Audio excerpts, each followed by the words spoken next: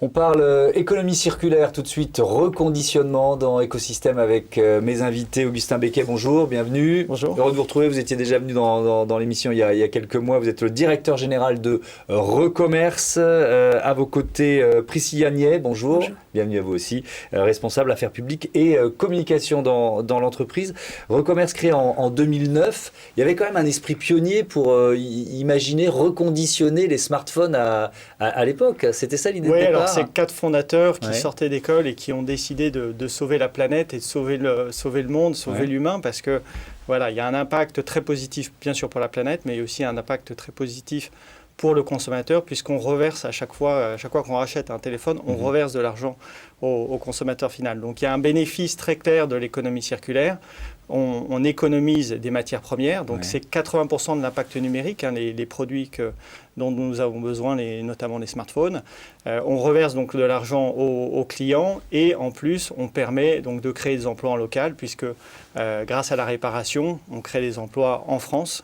Chez Recommerce, nous sommes plus de 220 aujourd'hui et nous employons aussi d'autres personnes chez des prestataires, donc c'est à peu près 200 personnes que nous employons grâce à cette activité. Au-delà de ça, il y a aussi tout l'impact, on va dire, au niveau France et européen par rapport à la balance commerciale, puisqu'aujourd'hui, nous importons tous nos produits high-tech. Et grâce au reconditionnement, ça nous permet d'éviter d'aller acheter des produits en Asie notamment, sur ces catégories. Donc, c'est une économie absolument vertueuse sur tous les aspects, encore une fois, environnement, emploi et commercial. Oui, parce que, alors vous l'avez dit, mais il faut rappeler que dans l'impact du numérique, ce qu'on pourrait appeler la pollution numérique, les objets, quoi, les smartphones, les tablettes, les ordinateurs, c'est l'essentiel de l'impact. Voilà, les différentes études que l'on a, c'est à peu près 80% de l'impact qui est lié au produit.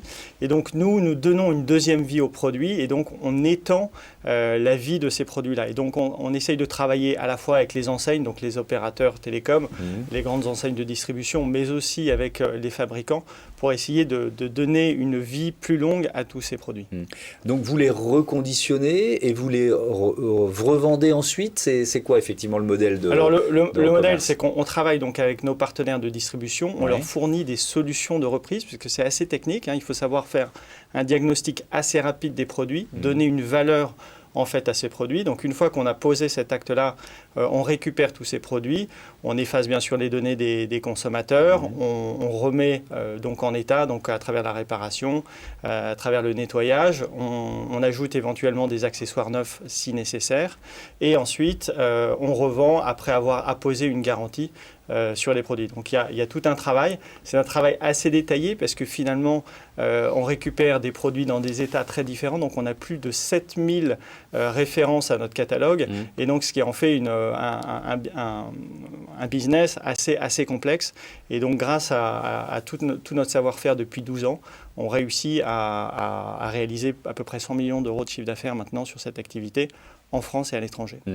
Vous l'avez dit, ça coche un peu toutes les cases en matière de sobriété écologique et de solutions d'avenir. Et pourtant, il y a une taxe qui a été décidée, Priscilla Niais, c'est cette taxe sur la copie privée. Il faut peut-être expliquer pourquoi elle existe déjà, cette taxe. L'idée, c'était de rémunérer les créateurs, c'est ça, hein? Voilà, globalement, donc c'est un système qui a été mis en place dans les années 80.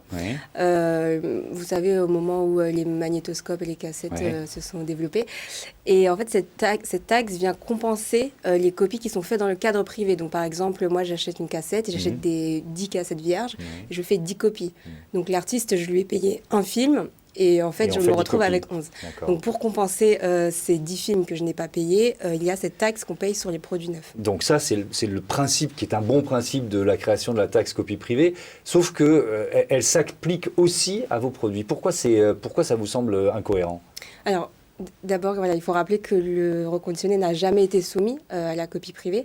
Il y a une loi, en effet, qui vient d'être promulguée, qui a été votée par le Parlement, et qui vient expressément assujettir le reconditionné à la copie privée, et qui vient rajouter globalement 8,40 € sur les smartphones, par exemple, de plus de 64 Go, donc ce qui représente l'écrasante majorité de nos produits.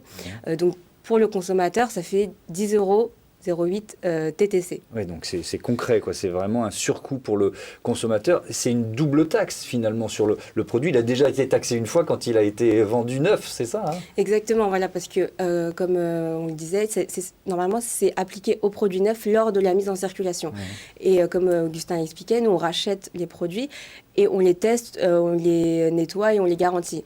Donc il s'agit du même produit qui a déjà été taxé et là on nous demande de repayer la copie privée dessus, ce qui est assez dommageable puisque comme on l'a expliqué, l'intérêt premier du reconditionné, c'est aussi de permettre à chacun de s'équiper numériquement.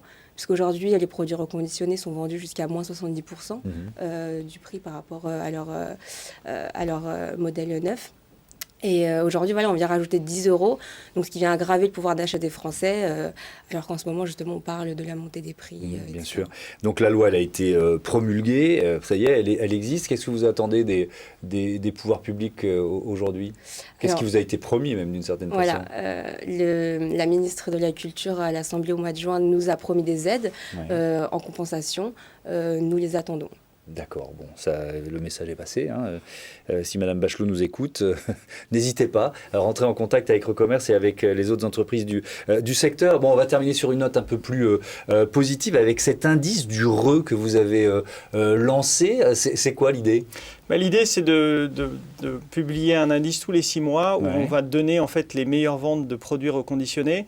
Et l'idée, c'est de motiver les marques en fait à soutenir aussi le secteur du reconditionné, puisqu'en fait, en publiant cet indice, on va permettre en fait aux marques de se retrouver dans une image beaucoup plus positive en fait et une image de longévité de leurs produits. Donc on essaye de travailler un maximum avec les marques pour permettre que que leurs produits soient de plus en plus réparables et que leurs produits puissent durer le plus longtemps possible dans le temps. Donc aujourd'hui, le classement est dominé par Apple, puisqu'il y a une forte demande bien sûr sur ces produits, mais aussi parce que les produits en fait sont assez bien maintenus d'un point de vue système opératoire, hein, les fameux logiciels, les OS, puisque aujourd'hui encore des iPhone 6S qui ont été lancés en 2015 sont supportés par Apple. Donc, il y a la partie logicielle qui est importante et après il y a la partie réparation. Et donc nous nous battons pour que les pièces détachées soient de plus en plus disponibles à bon prix. Et donc, on veut avoir exactement comme dans le médicament. Nous avons eu des médicaments génériques qui ont été lancés il y a maintenant une vingtaine d'années. Et on veut aussi avoir des pièces génériques pour que les produits soient de plus en plus réparables. Et ça, c'est la vraie façon et la bonne façon de combattre contre tous ces déchets numériques. C'est d'avoir un accès généralisé à la pièce détachée sans que ça coûte cher. Parce que sinon, les produits, malheureusement, ne sont pas réparables. Puis tout simplement, ce n'est pas rentable de les réparer. Donc voilà, on essaye de travailler sur ces sujets en publiant cet indice du RE et encore bravo donc à Apple mais aussi à Samsung qui est très bien positionné dans cet indice. Et ben voilà, merci beaucoup, merci à tous les deux d'être venus présenter Recommerce, un autre binôme pour un nouvel écosystème, c'est tout de suite.